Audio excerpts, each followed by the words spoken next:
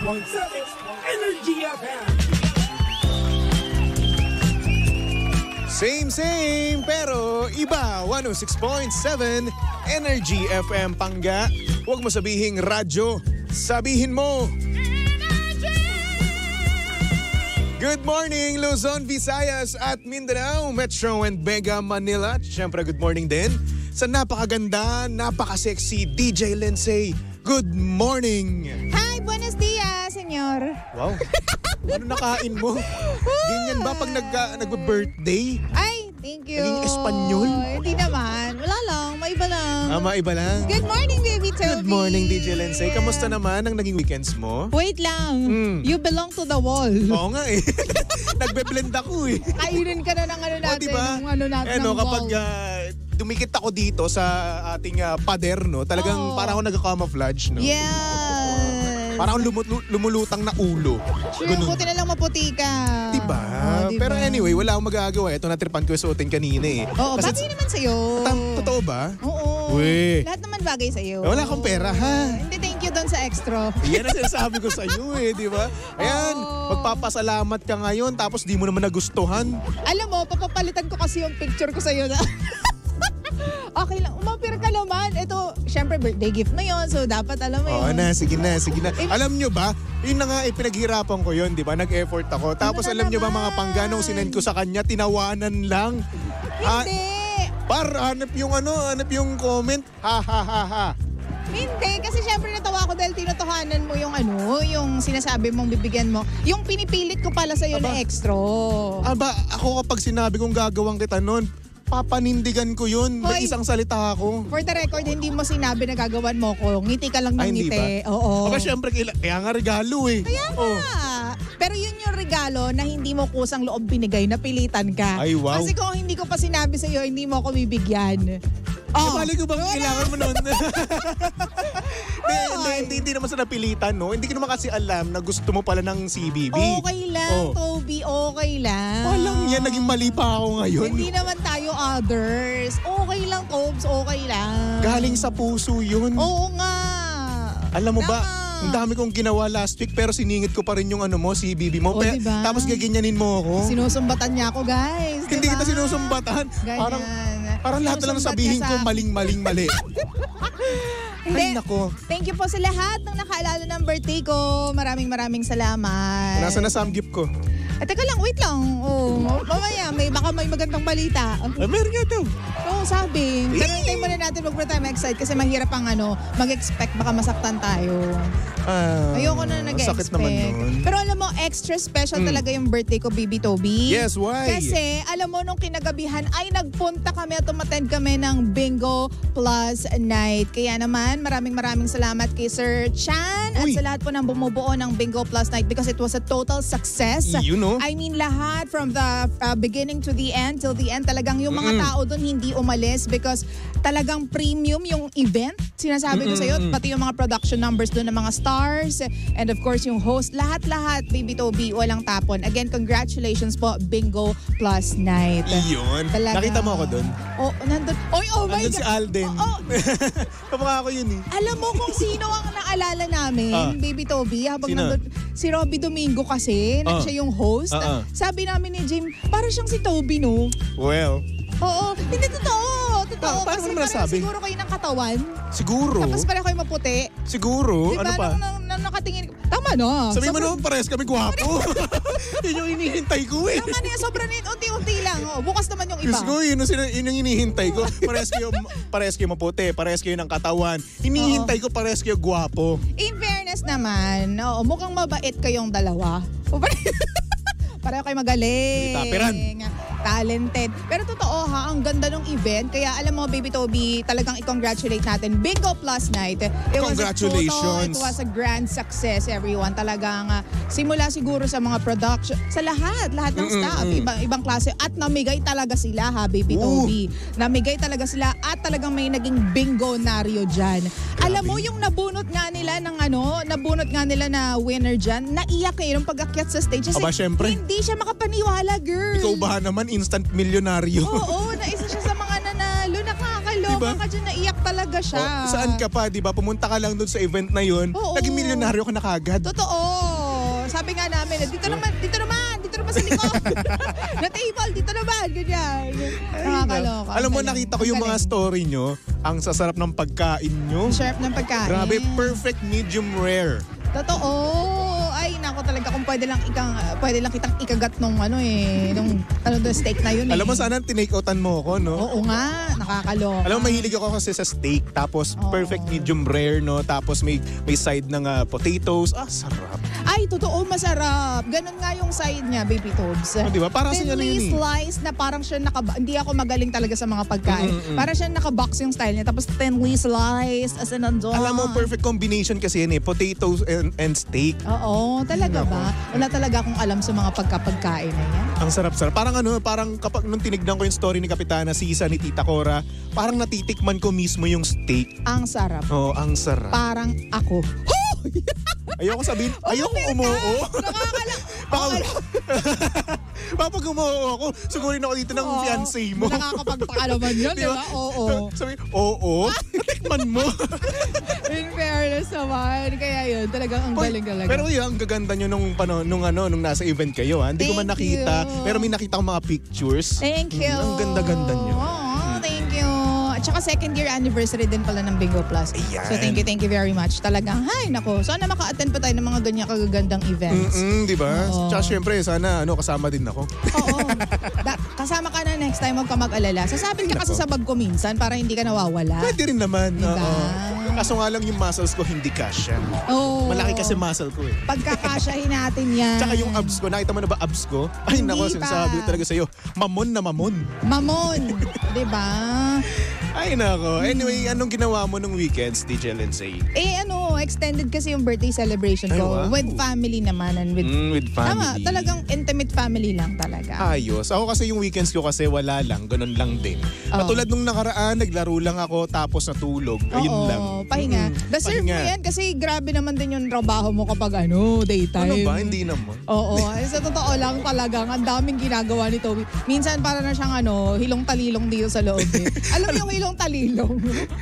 Hindi ko pamilyar dun sa sa mga words mo. Pero parang nag-gets ko yung ibig mong sabihin. Oo. Alam mo ba nung pumunta dito yung fiancé mo? Syempre nagulat ako. Uy, Kuya Romel, alam mo yung mukha ko nun? Parang na ako lantang gulay.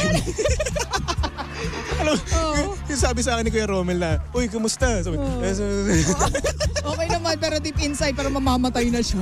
Talagang gano'n lang talaga sinabi ko. Okay, gano'n. Hindi ko na rin naintindihan yung sarili ko noon kasi pupunta ako ng banyo, tapos ayun, wala na, napahiya na ako. Ano ka ba? Okay lang yan. Sabi nga sa akin ni Romel pag-uwi, nandun si Toby Oo, nandun pa siya. Hanggang mamaya pa siya.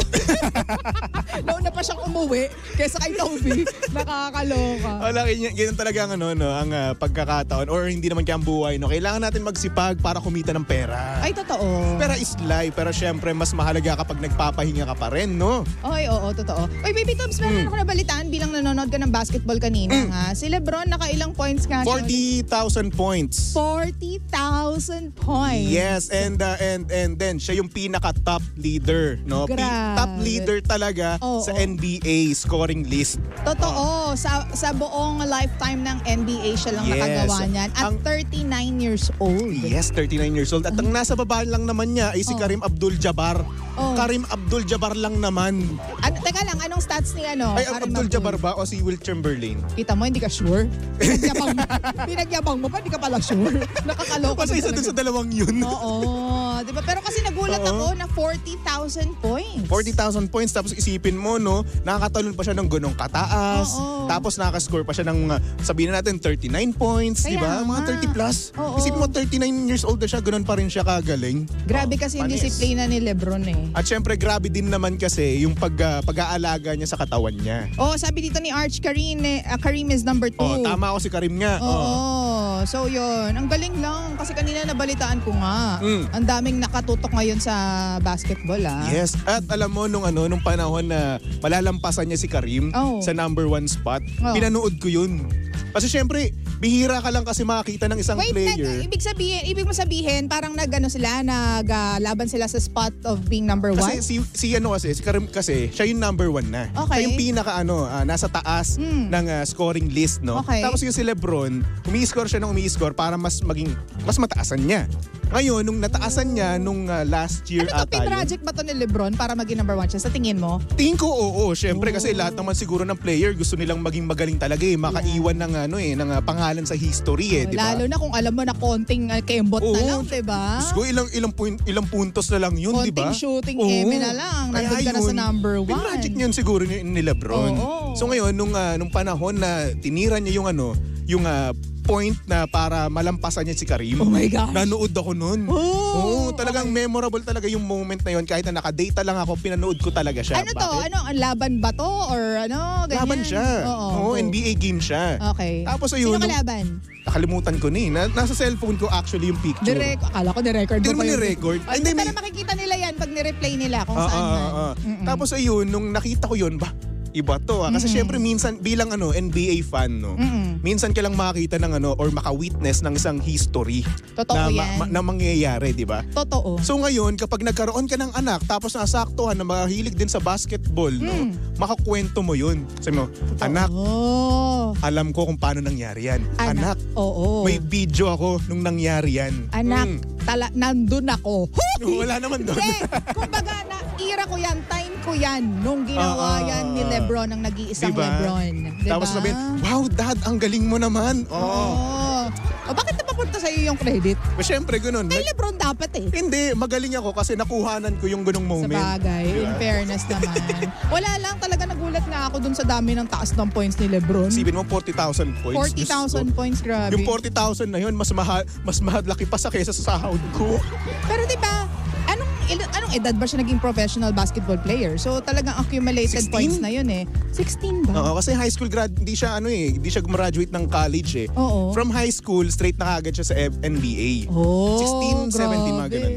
Diba? In fairness naman sa kanya. Kaya na-accumulate niya ang 40,000 Deserve points. naman kasi talaga ni LeBron talaga. Deserve, Kasi syempre, magaling din naman talaga yung tao, di ba? Kahit nasabihin ng mga haters niya na, ay wala, soft lang yung mga NBA niya. Pero syempre, isipin mo pa rin yung work na ginagawa niya, yung efforts niya, di ba? Yung practice, di ba? Oo. So yun, deserve din ng recognition ng isang, sabihin na natin, greatest of them all, di ba? At saka alam mo, si lahat to ng player, siya lang yung walang kahit anong issues, no?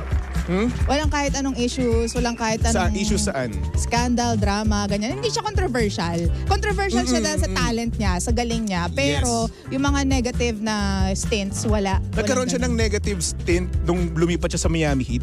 Yung mga ganun Yung lang. mga ganun, oo. Pero yung mga scandal, like for example, Na-involved sa scandal, ganito, sa isang na-involved sa video. ganyan, Wala naman ako napansin, wala naman ako nakita. Hindi ako din, wala din kasi akong naririnig Parang nung sinabi nga sa akin ni Romel na, at saka si LeBron lang yung walang ganto ganyan. Oo nga, no? Hindi siya na-involved sa kahit anong kaguluhan sa buhay. Yes. Diba? Talagang straight basketball. Sabi dito, drafted at 17 si LeBron, sabi ni Arch. Tama ko. 17. Ang galing. 17. Bagay ka dyan. Maging ano ka nga, sports ka. Oy. Hoy, alam mo, habang may buhay, may pag-asa, baka mamaya makita na lang kita. What's up mga... Oy. Mamaya, mabalitaan na lang kita. Ay, nako. Diba? Pero kanina, hindi NBA yung pinapanood ko kanina. Ano yun? E-sports yun. Yung sa Valorant. Valorant. Oo. Okay. So kanina kasi, Pinoy Pride naman ang ating sinusuportahan. Okay. Kasi sa kukunan ng Sentinels, no, sa Valorant, no. Okay. Meron dong Phil Am na naglalaro. Ay, ang taray. Pangalan niya si Second. Tapos ayun, pasok sila sa finals ng VCT Americas. Ang taray. Minsan lang ba mangyari yun, Tobs? Kasi sa esports or e-games, Yung sa alam ko, gumagawa din naman ng pangalan mga Pinoy sa ganyan. Yes, mga Pinoy. Oo. Pero sa Americas kasi ito Iba kasi yung laro sa Amerika, tsaka dito sa Pacific. Okay. Meron tayong team dito, Team Secret. Yan. Tapos yun, hindi ko lang nasusubaybayan yung laro nila kasi busy hours ko yun Kaya yun, hindi ko masyado napapanood. Hindi, kasi may trabaho ka din. No? Yes. Bisi-bisihan. Ano busy-busyhan ka dyan? Hindi, I mean, busy ka talaga. Ano kala mo sa walang ginagawa? Hindi, busy ka talaga. Ang sakit mo magsalita, Lindsay. Hindi. Alam mo ba, bilang napag-uusapan natin yung mga sports na yan, alam ko talaga, hindi ko lang sure kung anong pangalan niya. Kanina narinig ko na meron na namang gumawa ng pangalan na Pinoy sa larangan naman ng billiards. Pool. Ayun, hindi ko lang alam. Yun, kanina narinig ko, pero meron po, kaya dapat ipagpasalamat natin at saka something to be proud about. Pero syempre, di ba, kung iisipin mo, no, sa lahat ng larangan, magagaling ang mga Pilipino. Oo. Di ba? Actually. Isipin mo kahit na sabihin natin e-sports, magaling. May mga Dota players tayong na talagang nagcha-champion talaga sa ibang bansa. Totoo. Valorant, ayan. Oo, diba? Tapos sa billiards, NBA. Hindi mas siguro sa NBA, wala pa masyado, no? Pero may mga Phil-Am. Yung half-half, ganyan. Half. So ayun, parang ang gagaling natin sa lahat ng bagay, no? Singing contest, isa pa yan. Oo. Diba? Isipin mo, ang dami kong napapanood na video sa TikTok na kung saan normal na araw lang na sa karaoke night ng isang Pilipino yung may bumibirit talaga. Oo. Pero walang pangalan, ha? Oo. Talagang bumibirit lang talaga, napakagaling, talagang namamangha yung mga dayuhan dito. Yung tipong pa-shot pa lang. Diba? Oy, tagay. Hindi, kumanta ka muna. Wala pang vocalization yun. Wala. Partida pa yun, par. Ganyan. Katatapos pang kumain nun, di ba? Talagang talented talaga mga Pilipino, no? Pero ayun nga lang, hindi lahat ng Pilipino ay pinalad, no? Katulad ko, wala po ako sa singing, dancing, wala din. Okay lang yan kasi may kanya-kanya naman talaga tayong spot. Ay, nako. Hindi pwedeng magaling ka na mag-edit, DJ ka na, magaling ka pa sa pagkanta, magaling ka pang sumayaw. Alam mo, Nakakainis. lang. Lahat-lahat. Ano to? Nakakainis nga rin. Nanay ko magaling kumanta. Ay, we. Oo, choir siya. Actually, magaling talaga. Mula sa kuya ko hanggang sa ate ko, no, yung sinundan ko, maganda boses. Samantalang ako, ba't ang pangit? Hindi. Alam mo, hindi ka lang siguro marunong tumono, pero yung boses nandun. Wala din eh. Sabi nga nila, hindi ako naniniwala, Toms, kasi sabi nga nila, alam mo, hindi mo kailangan maging maganda yung boses mo, lalo na sa panahon ngayon. Kailangan lang hindi ka sintonado. Ako Totoo. sintonado tsaka pangit boses ko. Parehas. Hindi mo lang inaaral. Paano gagawin ko? Alam mo, in this lifetime, dapat meron ka matutunan na isang kanta na kaya mong almost i-perfect. Actually, meron ako pandiinan na kanta sa videoke. Ano yun? Pinakamagandang lalaki ni Jano Gibbs. Yun lang. Yun lang. Diba? Ikaw na talaga. Ay, nako. DJ Lindsay, alam kong susunod ka na dahil madami ka na namang inihandang kwento para sa ating mga pangga dyan, para sa programang Lihim ng Liham. At syempre, eto na nga, magpapaalam na ako mga panggano. At nakasama mo at nakalandian ang hot baby boy ng radyo. Walang iba kundi si Baby Toby. At syempre si Baby Toby mga pangga ay pwedeng nyong stalk sa lahat ng kanyang social media accounts. Hanapin nyo lang Baby Toby 1067. Okay? Okay. Anyway, for our next song, para to sa mga pangga nating magaganda Thank sa you. kulay puti. Puting damit. Aha, At syempre, beautiful white. sa mga pangga natin diyang magaganda sa wedding dress. Ay, nako, nakikita ko na siya na, alam mo na, lumalakad sa aisle. Kaso nga lang ayun, iba yung naghihintay sa kanya. Kaso nga lang, hindi ikaw yung naghihintay sa dulo, ikaw yung photographer. Alam mo, Ikaw yung baka mamaya videographer. magkatotoo yan, ha? Malay Yari ka sa natin. Hindi tayo sure. Diyos ko, sampal na sampal siguro sa akin yun. Hindi, kita ka naman magkakapera ko, okay na din yun. Sa bagay, no? Pera is life nga naman. Diba? Okay lang yun. Anyway, tumuntok lang dito sa number 106.7 Energy FM Pangga. Huwag mo sabihing radyo. Sabihin mo,